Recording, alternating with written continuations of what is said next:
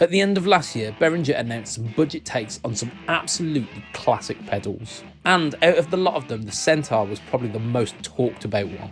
Now, it certainly looks the part, but is it actually any good? You're not going to want to go anywhere as we answer that very question in this video.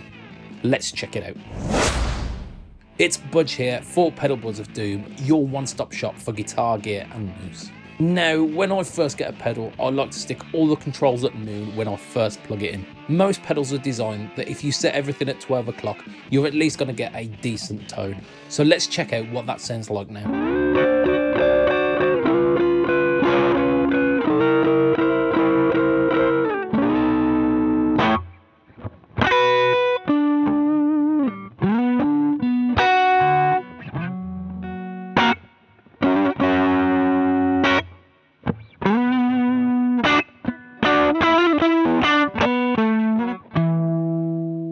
Now, if we get some settings that are a bit more specific to a klon, people love to dial the gain back on these and push the treble up. If you use it in this way, it adds a nice little sparkle to your tone, and as the guitar nerds used to say, it is a make-gooderer.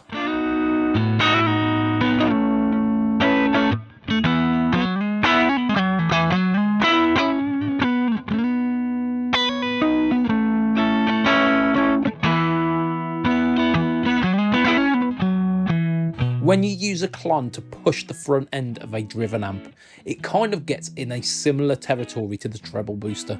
However, where treble boosters are really aggressive in the way that they shape the EQ, the klon can be a lot more subtle. Let's check out this Behringer punching the front end of a driven amp.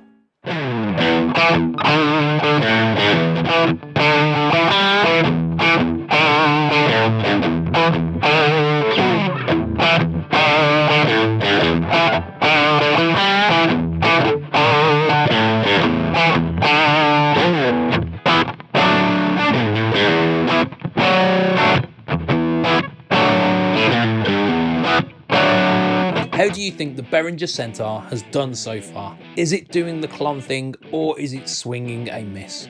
Share your thoughts down in the comments below, I'd really like to hear them.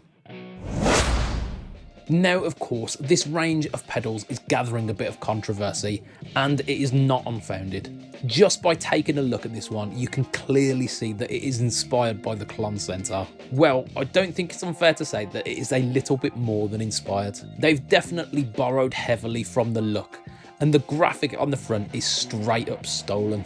If we're playing with the devil's avocados here though, the klon Centaur, in this guise at very least, has not been available for years. I suppose then the KTR is the modern equivalent, but they are not always available, and they are really pricey too when they do come up. In Behringer's defence, most pedal companies these days have their own take on the klon, and Behringer aren't the ones who are closest to the original look of the klon.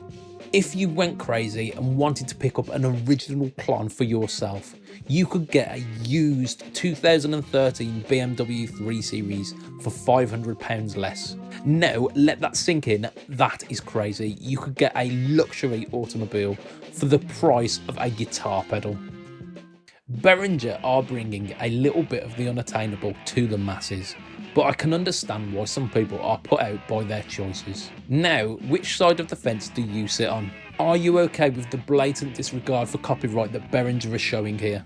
Are you okay with Behringer putting out another klon clone in an already saturated market? Let us know down in those comments below, but please keep your comments civil. A couple of years back, our very own Lee Pabadababadoo got his hands on some of the cloniest klon clones on the market and managed to get his hands on a real live klon as well. The TLDR on this one is that the Nux Horseman was one of the closest sounding pedals to the original klon. And here's a clip from that very video. Go for the next one.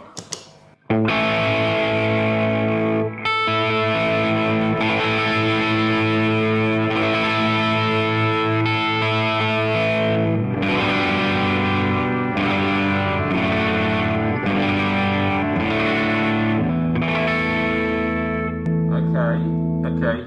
What do you think? I wonder if this is the KTR because it's close. It's got the chimes and stuff, but It's not quite there. I'm going to give this a 9 out of 10. So it's about 200 quid pedal, but it's very good, very nice. I agree. Sounds very good. Without making this video the most expensive one that we have ever done for Pedalboards of Doom by a country mile, we're not going to buy in an original Klon Centaur, and instead we're going to compare the Behringer with the Nux Horseman. Simply put, if the Behringer can stand up against the Nux Horseman, then it is worth the price of admission alone. Let's check out and see if it can do that.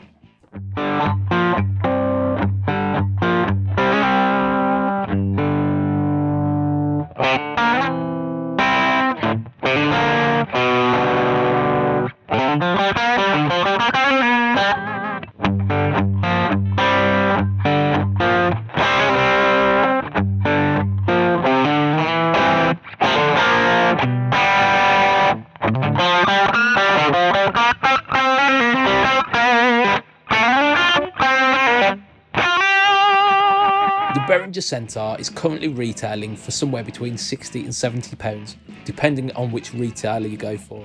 They have been so popular though that they seem to be on back order everywhere. I'll drop an affiliate link down in the description below for Hotone, which is the cheapest that I've seen it so far. We also get a tiny kickback as well if you use this link, so it's a win-win.